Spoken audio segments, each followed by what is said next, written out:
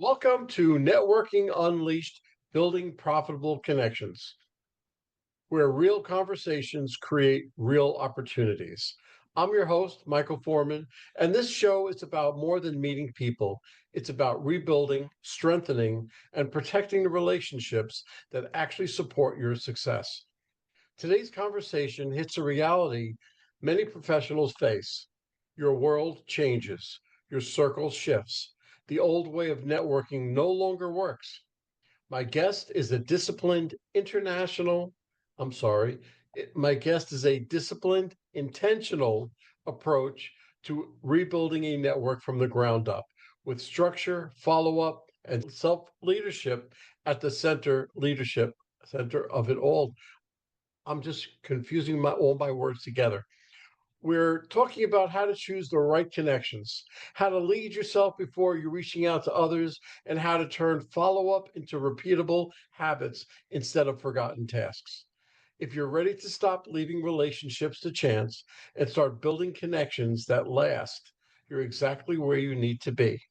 So buckle up, Buttercup, get ready, because we're going to begin this podcast. Anca, I just want to welcome you to the podcast. I'm so glad that you're here. And why don't you give us a little backstory of how you got here today? Well, Michael, thank you so much for having me. Super excited to be part of this conversation. And in a short synopsis, I would say that I first started my professional career in radio. This was back in Romania while I was still high school and college. I graduated in computer science. Didn't want to do much in it. Funny how life plays you when, many years later, all you do is coding and computer and AI. So that's just the irony of things. But really, what I wanted to do with my life was invest myself in AV production, which is like unheard of if you're a young girl in Romania, in a country that's traditionally and culturally quite traditional in that sense. Like the expectation was that I was gonna finish college, get married, have kids, and forget about my professional career. That did not work out for me too well. That was not the dreams that I had for myself. So, because it didn't pan out to be the direction that I wanted, I decided to work just enough to get myself a one-way ticket to US, the land of all opportunities. That's what I had in my mind that this would be. And I started my career in AV production actually in LA from the ground up. Actually, my card to get in that field was knocking at doors and telling people, hey, I can fix your computers if you teach me how to do production. And that worked once, and that's all I needed. And I started working for this production company down in LA, and we did a lot of amazing shows, a lot of A-list celebrities, runaway shows, and a lot of good stuff that really got me to be hands-on and learn everything that there was to learn about audio production, video production, lighting, everything and anything under the sun in that space. And after doing that for a while, I burned out because I happen to be someone that truly invests themselves in all the way. And then I moved to Portland, Oregon to start working in corporate events because I figured that's an easier lifestyle than live events, than setting up stages in the middle of nowhere or putting on, those concerts, which is a lot of hard manual physical work. So that's when I started my family as well. Eventually, that led to starting my own production agency. And a lot of the clients that I have made relationship with and network with carried over to my agency. And then we moved to Boise, where I now live. Boise was an opportunity for my husband. It didn't really quite matter for me where I was because I was doing a lot of remote work anyway. And one thing led to another. I got into other things. I started my own podcast because at one point had those thoughts about, hey, I used to love doing radio. Like I used to really enjoy that. How come I don't have a podcast? And so I did, which now is one of the top event podcast in event technology and AI. and it's in its 11th season, so it's been a minute. Also, I started doing a lot of speaking on stages about AV production at first, advocating for more women behind the scenes. That's been something that I pioneered over the years because for many years I happened to be the only woman behind the scene. I was running a team, I was either hands-on mixing or doing something of a technical capacity, and I was always surrounded by guys, always. So it was like you look around and like, how come I'm the only one? Where are the other women? So you realize that there's a lot of things that come in the way of that. And a lot of that has to do, yes, with the physical aspect of hard work. Even now, if you go to an event and you look behind the scenes, for the most part, you're going to see the tech team being predominantly male, right? Because not only do you get there to be looking pretty and mixing and pretending like you know what all these buttons do, but you have to be there at 4 a.m. when you load in, and you have to be there at 3 a.m. when you load out. So it's a very long span day that is very physical. So a lot of women tend to shy away from that. Now, as far as I'm concerned, I never shied away from hard work, physical or not. I grew up hard work environment, like working the fields when I was a child. My parents had a farm, and you did what you had to do, which also later in life pushed me into bodybuilding. I realized my body is really strong. I can carry, not just I can carry a lot of weight, I can lift a lot of weight, but I'm really built this way. So that's pushed me into bodybuilding, into competing, into doing really well. And all of that coming around the circle of life is that now I embed a lot of those lessons learned under the barbell into the Fit for Events framework, which is leading the conversations in the event space about burnout, about performance, about capacity, mental, physical, emotional, and spiritual health are the pillars that I really care about under that framework. AI is a big part of the conversation, right? It has really changed how we do things, how we automate a lot of the manual tasks that we used to spend quite a bit of time on just in the last few years alone. And as someone that I really stayed on top of the latest and the greatest, not just in AV production, but also in technology, event technology, and anything and everything, I think I just had a bit of a skill set to really learn things easily and apply them practically, and then be able to tell others how things work. I took it upon myself right when ChatGPT came out in 2022, something like that. It was like around right after COVID, to learn what this thing is. What does it do? How does it work? How can I make my life easier? Basically, that was like the whole point of it. So that's my trajectory through life. And but coming back to our conversation, to the topic that I know you're so fond of, all of that would not be possible without relationships, without connections, without people, right? Like you can look at your life and say, I have accomplished so many things, but that would be such vanity and so much ego embedded into that. Whereas everything that I have accomplished is because there's someone along the way that supported my growth trajectory.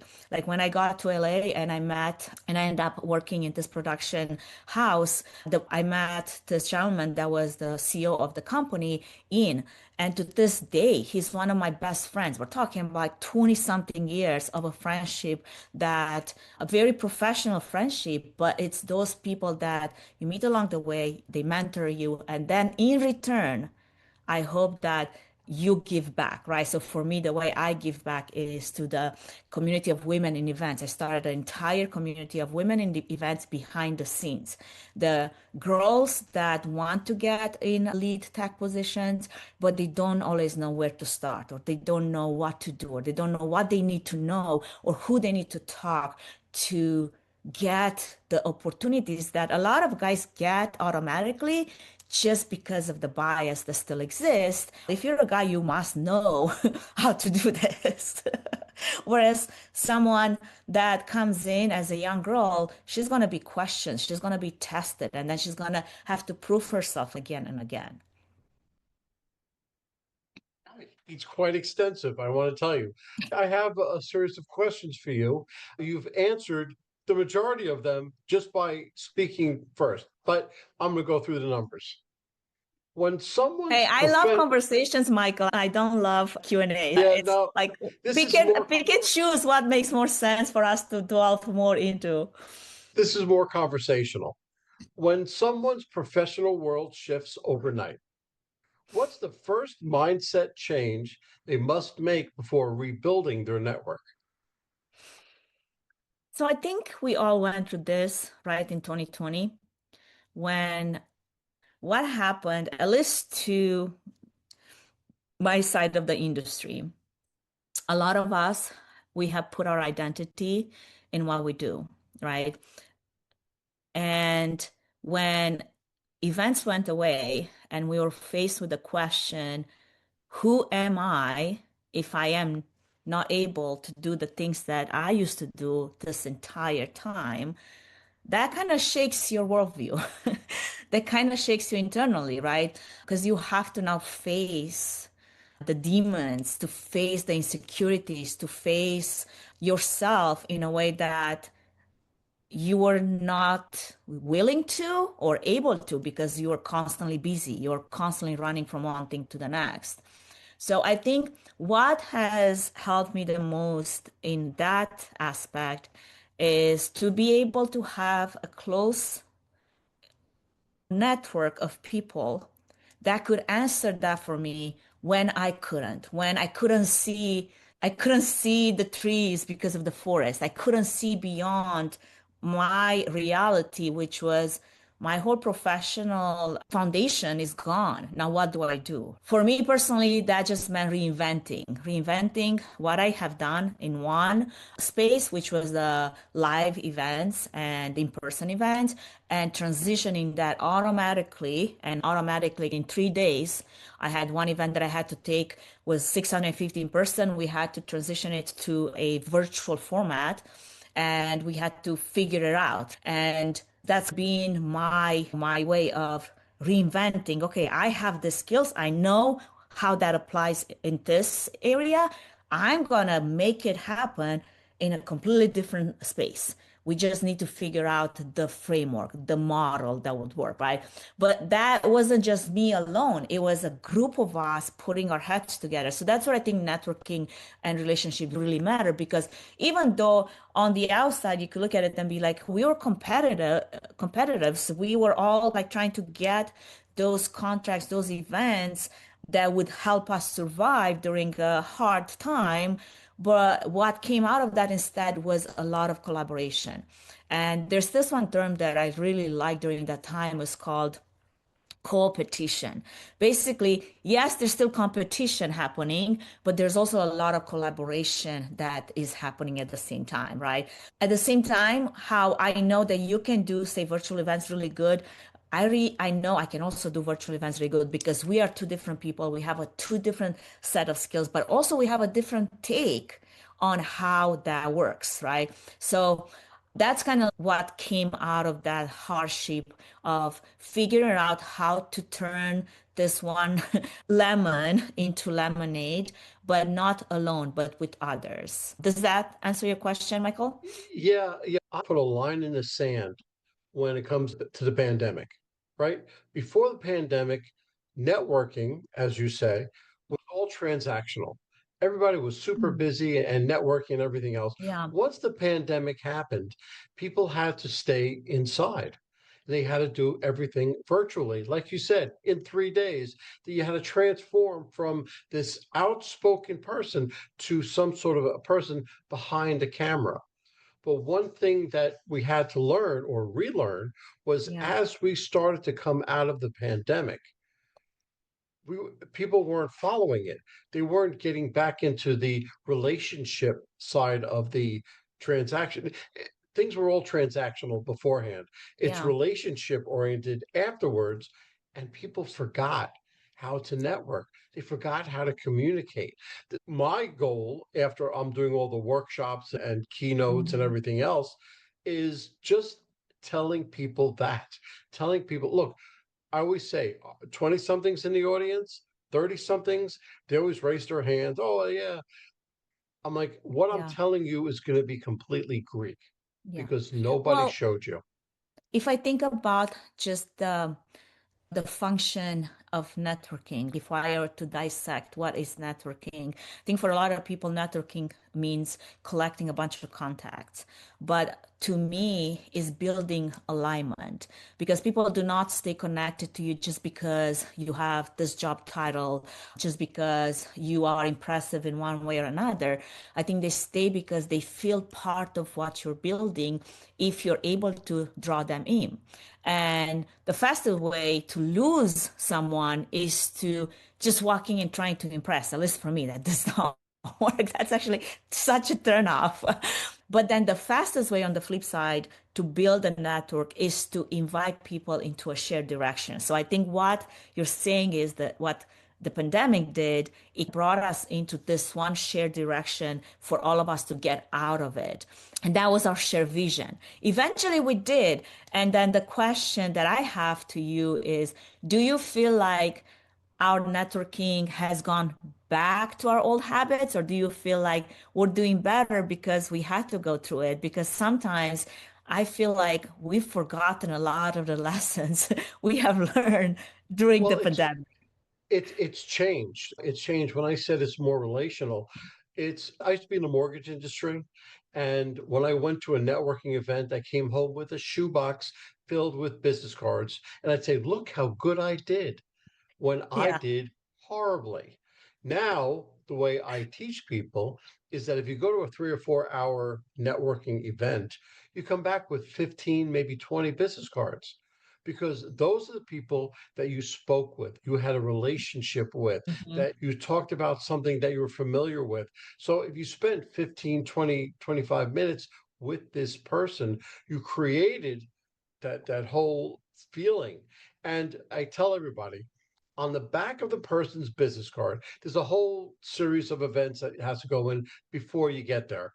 But once you get that card, you write down the date, the name of the event, and something you spoke about. So when you follow up with them, you can remember what you spoke about. But that's where it is. It's 15 or 20 business cards instead of 200. That's Absolutely.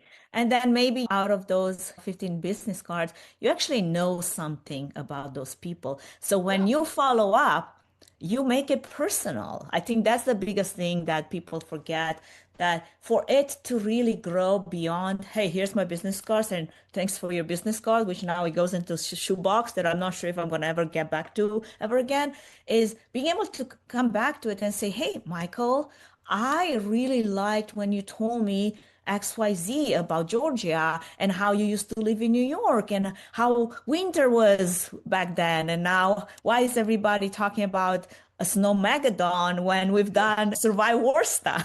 Exactly. And that's half the value of putting the information on the back of the business card for when you follow up. You start your follow up because remember now it takes between 8 and 15 Touch touches points. before they even respond to you.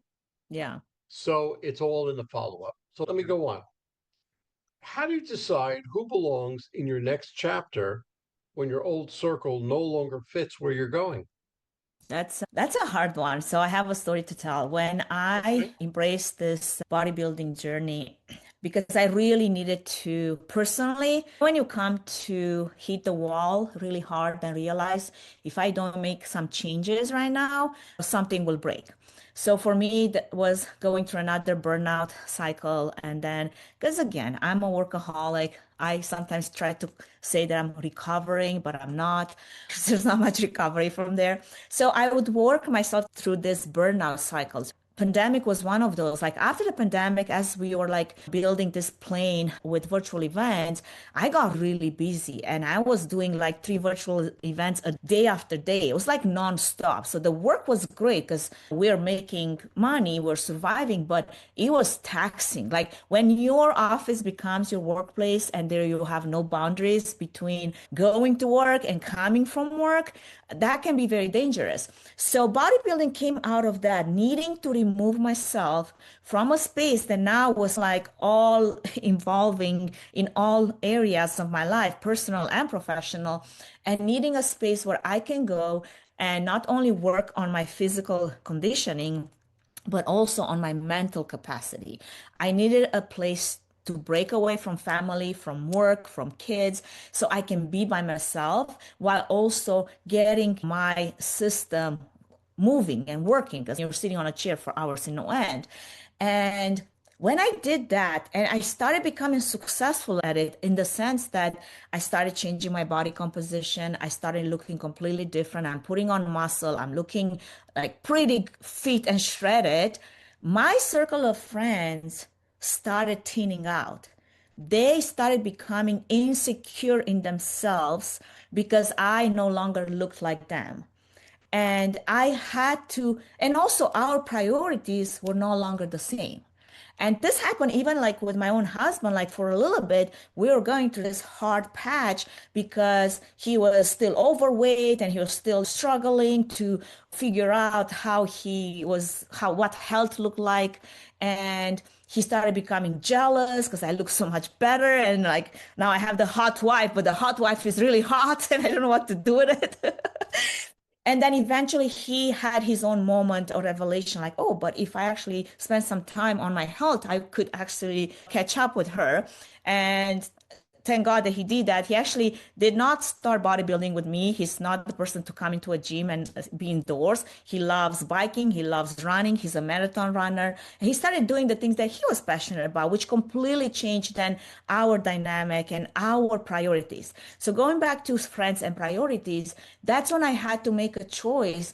There's people that I can no longer take with me in this future. And this future for me is health span, lifespan, feet span. The things that I care about now are no longer the same things that I used to care in the past. I no longer care to go to a party. I no longer care to have a wine at the end of the day. I no longer care to do all these happy hours, things that they don't serve me anymore. So that was a hard call because now I had to look at this group of friends that were dear to me and say, not necessarily say it to their face, but create the distance to choose only the ones that were just as mindful about their health as I was, so we can move together in step versus these other people. They're like almost shaming me into why do you spend so many hours at the gym, like why do you have to look any better than what you already look, like all those things that they're toxic and that they just don't serve you. So that's where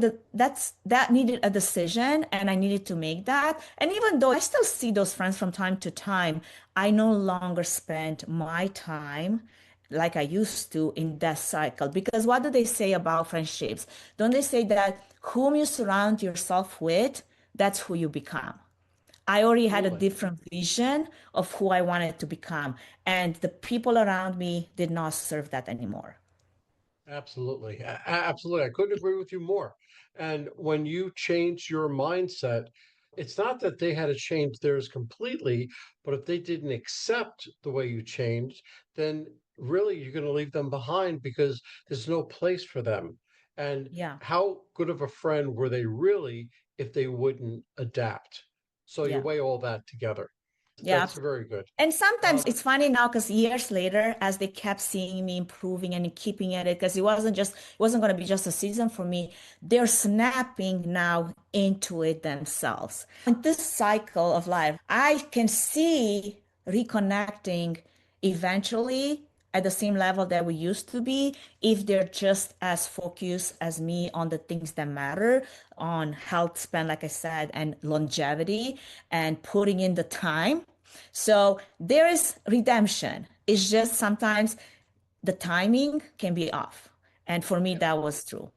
the their mindset where they would go to a bar, they go to after hours, and they go to whatever, their mind will shift and say, you know what, maybe I'll spend that extra time in the gym and we'll spend time together doing that. They'll still have a great time, Yeah. but your mind shifted. And if they will shift even half the way with yours, then you can be friends again. But if they're going to hold you back, then A, they really weren't friends to begin with, and B, you don't want them anymore. Yeah. In your experience, how does personal discipline show up in the quality of relationships Mm. people attract? Yeah, I had to learn this the hard way. Yeah. Again, It's always I the kind best of tend way. to learn lessons the hard way. This for me took the form of emotional relationships. I had this one emotional relationship that I struggled with the most because I really attached as a friend to someone that was not ready to have the same level of attachment. And I did not have the discipline to remove myself and let go. And I think that was actually the start of me needing to work on something else that I felt like I had control over. If my emotional life was like just out of control because I couldn't figure out how to get a hold of it and make it work for me instead of against me, I figure, okay, I'm going to work on my physical health because then at least I have control over that, like what I can do with my body and what my body can do. So to build the discipline for that to be true, it can take different forms and it can take a journey and a longer or a shorter journey depending of where you are, like depending where you are in your life. For the longest step, I've always, for me, the emotional aspect of myself was something that I didn't want to deal with. I'm someone that's very hard-headed. When I put something in my mind, I go and get it done, and there's very little outside influences to stop me from accomplishing what I put my mind to do, which was like I have this very strong will to get things done. And emotionally, if something didn't align with my drive, I would just throw it under the rug. It's not important. I'm not gonna deal with it. It's not necessarily for me to deal with it, which kind of like builds, right? It builds and it builds until at one point you're like, this can't build anymore. There's no more room in this tank to build, and it's going to come out. So I needed to figure out how to take control over that, how to be more disciplined with my emotions, the same way how I'm disciplined with my body, how I'm disciplined with my routine, with my calendar, with my relationships. So it was a hard lesson. And it took a few years for me to go through that whole process. Obviously, it took some help with a therapist, going back into your whole history. I didn't realize I had all this childhood drama that I needed to deal with. But I think at the end of the day, it comes down to needing to work on the things that you keep avoiding to work on, thinking that they don't matter until they really do. Because at the end of the day, discipline is just promising, is just keeping the promises you made to yourself, whatever that looks like in which area of your life.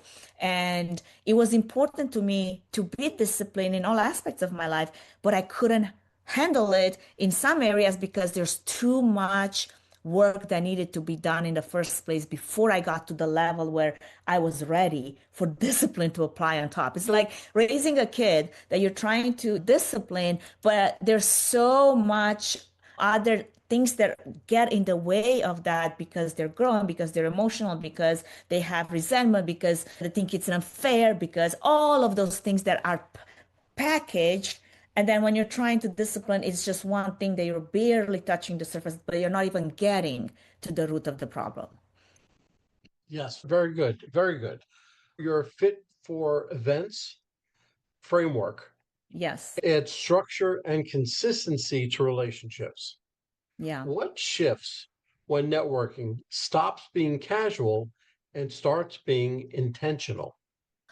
I think the biggest for me has been presence, spending intentional time with the people that I want to be closer with and the people that I wanted to grow with versus just spreading myself in small pieces here and there everywhere. And presence means putting aside sometimes your own schedule, your own priorities, just to have a conversation with someone, just to learn more about them, just to see where they're coming from so you understand what their challenges are, how you could help them in return. And then on still on the same token, I feel like None of this really works if there's so much, like, conferences are so prevalent where there's so much cognitive load and so much context switching that happens all the time. So your nervous system is constantly attacked. It's just basically wrecked. You go to an event and you come back and you feel like you need rest. You need to rest from the event, even though that was supposed to be something that was recreational, not just something that you worked. So one of the realizations that I had was that, one, there's those challenges that we all have that we need to be aware of. Two, you can communicate well and clearly when you're already tired, exhausted, and fried. And you can be present if all of those things are true. So the Fit for Events framework is more about how do we look at our mental, our emotional, our physical, and our spiritual capacity in a way that supports our leadership functions, in a way that supports our presence with other people. Not just self-care for myself, but capacity for others too. So in so many ways, high performance with regulation that can help you achieve your goals in whatever area or space that you're in. And the way we do that is by turning well-being into a system instead of just a phase. Oh, I'm just going to lose 20 pounds. No, that's not what we do. That's not what we want to do, right? Because it's not just something that you do now, it's something that you maintain. And it's like this lifestyle that you sign up for because you know it's good for you. One of the ways in which it's important for me to look at this, especially when I have those conversations, is let's look at what is your minimum standard on a very busy day, not your best day standard, right? Your worst day standard, the day when you are traveling for events, the day when you are working nonstop, the day when you're overbooked, the day when you're mentally wiped. Decide in advance what still counts as a win for you. That could be 20 minutes of walking around the block, or I don't know, hitting your protein goal, or not skipping lunch or breakfast or something, right? Because our systems survive on minimums, not just on motivation. And then pre-plan in advance relentlessly. I have gone through several bodybuilding prep phases while I was in the busiest season for events. And without pre-planning, that would have all failed. That would have not worked. So well-being does not survive improvisation. Oh, I'm going to figure it out. No, when you're hungry and you have to eat and you have to stay within your macros and within your goals, you don't make shit up. Like, you need to know in advance what are your options so you don't stray off, you don't fall off the wagon. So, for example, when you're traveling, you already know that you're going to stay at this hotel. You already know where your meals are coming from. You already know what that gym looks like. Plan in advance. Where are you going to eat? Like, I check out those restaurants around the area where I'll be to see their menu. Does it fit my goals? And I will go to the ones that do. So all of the, or if I feel like it does not, then I always pre-plan meals with me. I bring stuff with me. So I have, in the case where I might be on this trade show floor for 10 hours and there's nothing around this convention center where I can just go and grab something. And instead of just falling prey to the pizza that was delivered, because for some that's acceptable form of nutrition, I would rather have something with me ready to go, right? Because that not only removes the decision fatigue, but also protects that minimum standard that you set for yourself, no matter where your environment is and how it changes. And then thirdly, is the mindset that you spoke of right in the beginning. That's a non-negotiable. And I think a lot of people, they just keep negotiating with themselves because they're like, oh, I'm too tired. Oh, I don't feel like doing this today. And then they break some promises that they've made to themselves that if I go to this event, I'm going to work out every single day, or I'm going to have a walk around the hotel every single day, or I'm going to do a yoga, whatever it is that you want to do, right? For me, every kept promise to myself reinforces my identity. And it's not about just being extreme and strict with myself. It's about being honest, because all the systems that I build to support me, they're built on self-trust. And when that cracks, I think everything else follows. If I can trust myself to do what I said that I would, like, then I don't trust myself to do a bunch of other things. Yes, yes, and yes. I agree with every point that you made, and Thank you. there are so I can really continue this podcast on for another 2 hours because I Yes. have about 20 questions just for you. But let's bring this podcast full circle. If someone wanted to rebuild a profitable, reliable network in the Mm, next 90 days, what's mm. one habit you would create that would create the biggest ripple effect? I think one, you're probably the most expert to answer this, but if I were to just weigh in one thought that came to me as you were asking the question is when you talk to someone, I never pitch myself. My job is not to pitch. My job is to have a conversation with them where there's this one quiet question in the back of their mind, in their nervous system, which is asking, do I belong in this relationship? And my job is to make sure that they do, because if that is true, then everything else from there, it's easier. So everything else could be working together on a project. Everything else could be partnering on some event. Everything else could be selling business services and whatnot, right? Everything else could be me being invited to speak at their event next time we meet again, right? If I am able to provide a level of comfort where they know that I welcome them and I feel I make them feel like they belong, I think everything else is so much easier. I didn't understand this for a very long time, and it took me a while to grow to really understand what that means. Because at the end of the day, like you turn the mirror, like, and you look in the mirror and say, what would I want from this? What would make me feel comfortable to want to work with this person again? And that's, if you can answer that, then I think it's easier to then apply it to your network, to your relationship. Because again, going back to one of those famous cringy phrases that are very true, your network is your net worth at the end of the day. And for me, nothing has been more true than growing my LinkedIn network, and but not just growing for the sake of growing a number, but really having relationships with those people, as in I know who I can go to because I know what they do, I know what they care about, and I know what are their forte, right? So I don't care to accept people in my network just because they're there. I care to accept them because we have a common goal. And I think that's probably where that belonging comes into play the most. You again, you touched on so many points. I happen to have 8 digital courses on my website, I knew and you're the expert, Michael. my main course is called Network to Net Worth. Mhm. That is the main course. Makes And as sense. soon as you said it, I was like, oh my God, there it is. And Have I you just, studied your courses? yeah, but let's go on. Just take a look what I have because they're really good.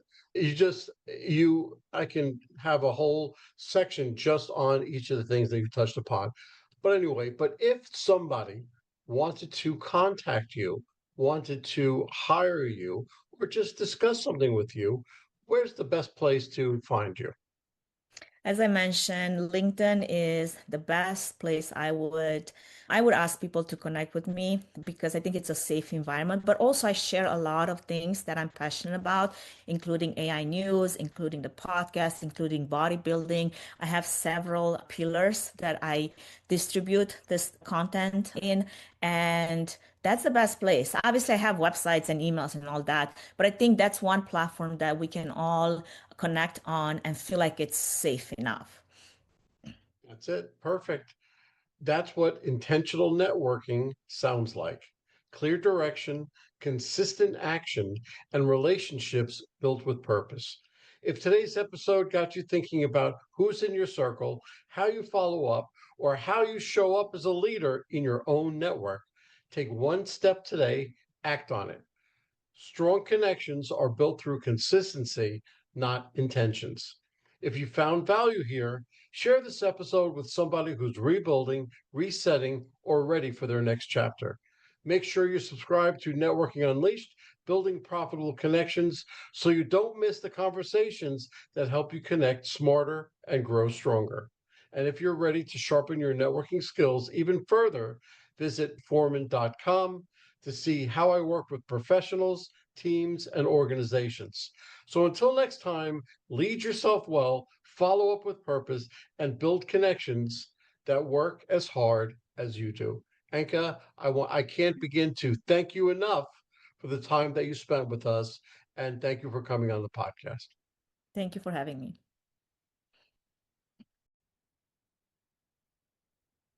Well, hold on, folks. Don't go anywhere. Let's hear from our sponsors. David Neal, co-founder, Revved Up Kids. Revved Up Kids is on a mission to protect children and teens from sexual abuse, exploitation, and trafficking. They provide prevention training programs for children, teens, and adults. To learn more, go to revvedupkids.org. Henry Kaplan, Century 21. When it comes to making the biggest financial decision of your life, leave it in the hands of a proven professional, Henry Kaplan. Henry is a global real estate agent with Century 21, celebrating his 41st year in business. No matter where you're moving, Henry has the right connections for you. You can contact Henry at 561 427 4888. A huge thank you to our guest for sharing such incredible insights today. And of course, a big shout out to you, our amazing listeners, for tuning in and spending your time with us. If you're interested in my digital courses, being coached, or having me come and talk to your company, just go to Michael and fill out the request form. Remember, networking isn't about being perfect, it's about being present. So take what you've learned today, get out there, and make some meaningful connections. If you've enjoyed this episode, please don't forget to subscribe, leave us a review, and share it with someone who could use a little networking inspiration. Let's keep the conversation going. You can find me on Apple, Spotify, Pandora, YouTube, or my website, forman.com/podcasts.